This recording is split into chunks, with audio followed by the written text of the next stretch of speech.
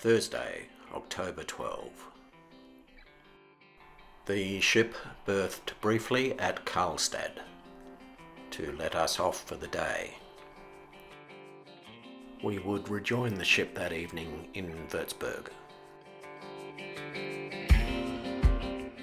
I had been looking forward to today's excursion, a full-day tour to Rothenburg ob der Tauber, or the Red Fortress above the Tauber River, supposedly Germany's most beloved medieval city.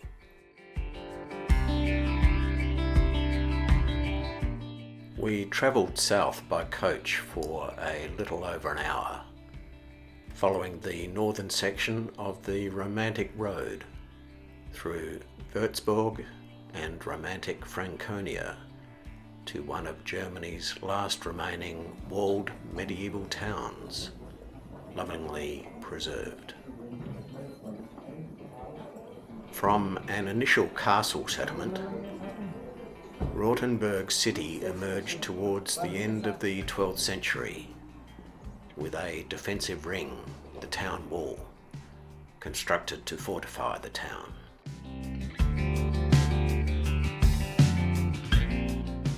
Until the end of the 14th century, Rothenburg was an almost autonomous city, recognising the Habsburg Emperor as the only authority. After 1383, the prosperous city extended beyond the walls into the wider surroundings. It was a busy merchant city until the 30 Years' War and the 17th century plague that propelled it into poverty. This stagnation froze Rothenburg in time to be rediscovered by German romantics at the beginning of the 1800s. As we walked around the city, there was one preeminent question on continuous loop in my mind. Where are the locals? This was a Thursday morning in autumn, and yet the streets were seemingly empty of residents. Apart from our group, even tourists were thin on the ground. It was baffling.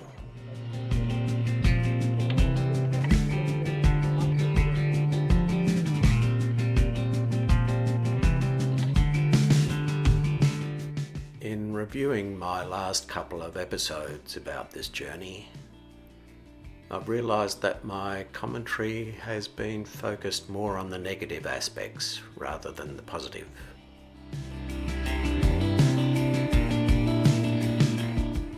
So I should remedy that by stating categorically that I was very glad to be there. It was a dream to be living this sort of experience, cruising through Europe on its mighty rivers from a stateroom on a vessel considered one of the best in the business.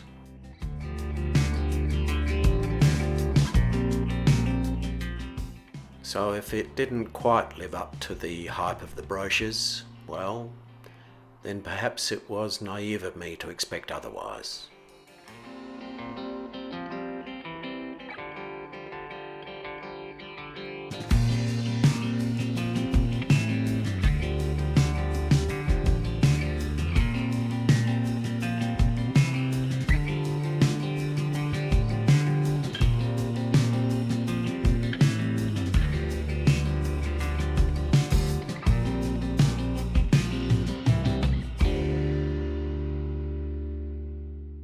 We enjoyed this city and its distinctly German qualities, further enhanced by a pleasant experience we had as we were walking past the town hall. A couple of small girls, perhaps 10 or 11 years old, broke away from a group of similarly aged children, likely on a school excursion. They trotted over to us, and the smaller of the two stood in front of me, looked a long way up at me and said something in German. I clearly looked confused, so she consulted her friend and then repeated, in hesitant English, "I very much like your hat." I took it off, showed her the Akubra label inside, and explained that it was made in Australia from rabbit fur. I'm not sure she understood, but seemed happy enough with my response as they rejoined their group. It was a delightful interlude.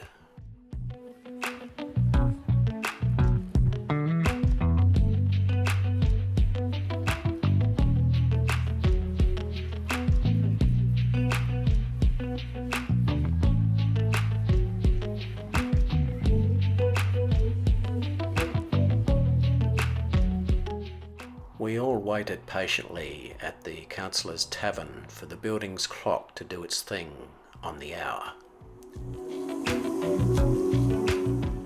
2 windows on either side of the clock face open, revealing clockwork figures that reenact the famous legend of the Master Draft, said to have occurred in 1631, when the brave mayor drank nearly a gallon of wine in order to save his city from being plundered by Count Tilly during the 30 Years' War. You will need to accept my word that the figures do actually move.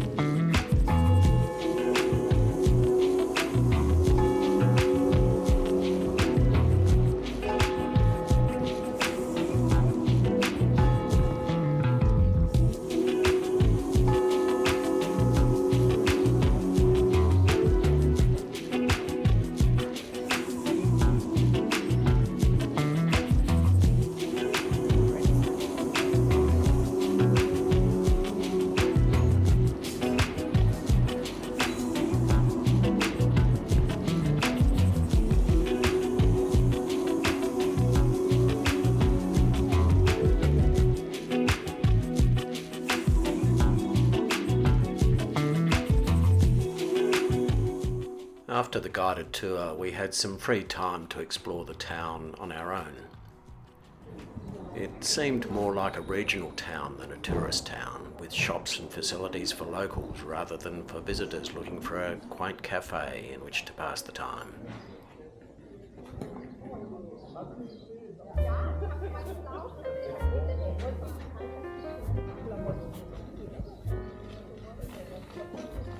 So we chose to head over to the town wall and get an elevated view of the town. To walk the whole 4 kilometres of the wall and its 42 towers would take about 2.5 hours. So we only had time for a 600-metre section of the northern wall from the Gallows Tower to the Penalties Tower.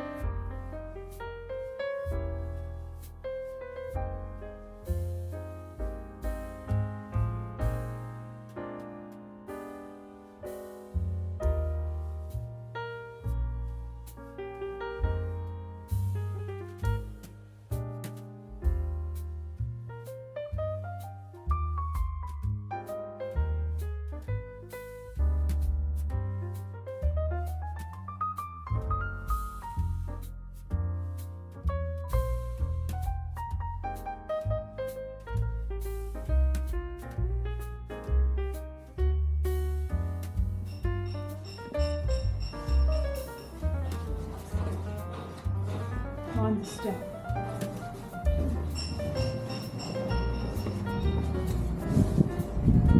Look out here for going down there.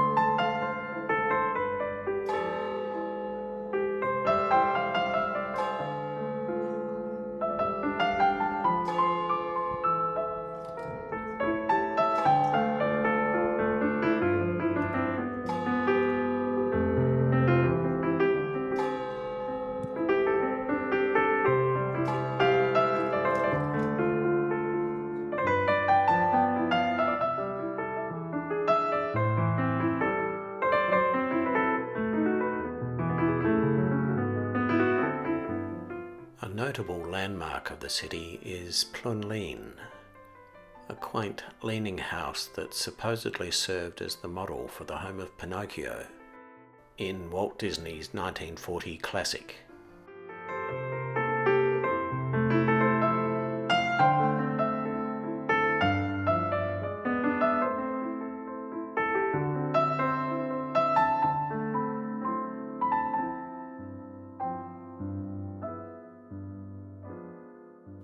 After our walk of the city wall, we again met up with the tour group for a somewhat rushed lunch of authentic Franconian food, namely rolled cabbage and mashed potato.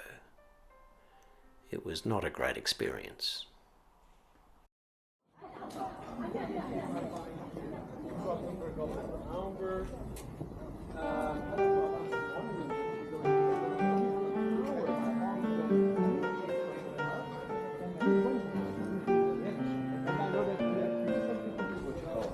We were then herded back to the coaches for the 45-minute drive back to Würzburg, where our ship had berthed.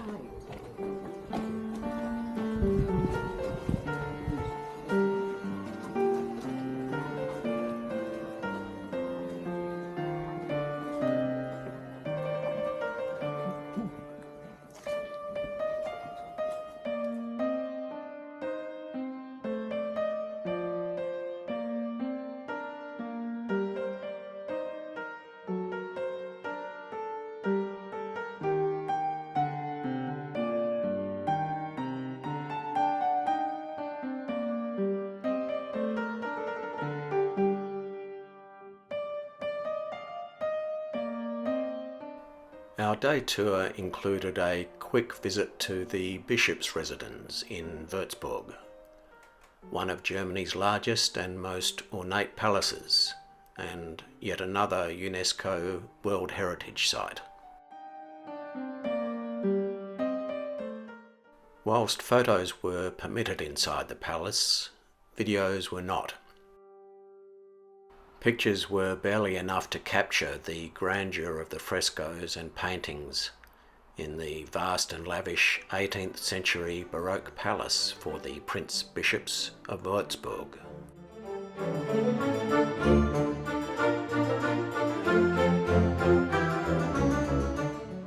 Whilst we were gazing open-mouthed at the walls and ceilings of the various halls in this place, it was good to be reminded that a few weeks before the end of the Second World War, a devastating air raid on Würzburg destroyed 90% of the old town. The residence was almost completely burned down. From the roof structure downwards, the fire ate its way through the wooden ceilings and floors, and whatever furnishings and wall panelling could not be removed were consumed by the flames. This picture shows its condition in 1947 after the first of the new roofs were reinstated. Reconstruction of the residence, a remarkable achievement in terms of craftsmanship, began soon after the war and was completed in 1987 at a cost of €20 million. A bargain when you consider that Twitter was bought for $43 billion not so long ago.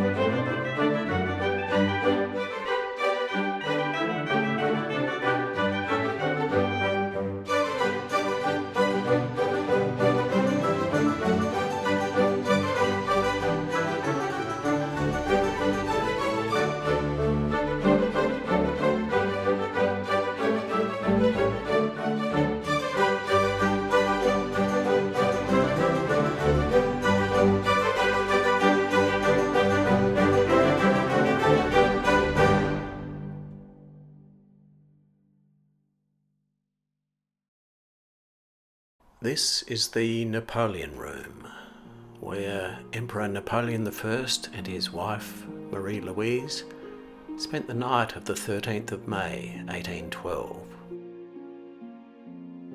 The large state bed and 2 night tables were installed here for Napoleon's visit. The night tables have a door at the back where a chamber pot could be concealed.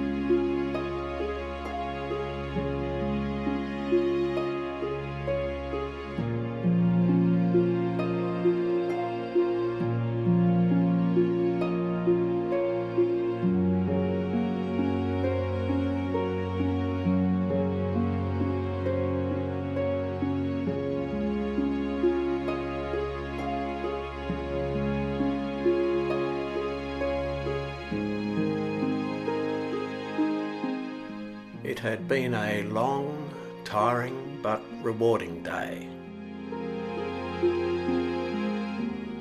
We had just enough time for a quick refreshment on our room's balcony before another unscheduled briefing in the lounge was called. A representative from each stateroom was requested to attend. Another impending sense of doom permeated the passengers.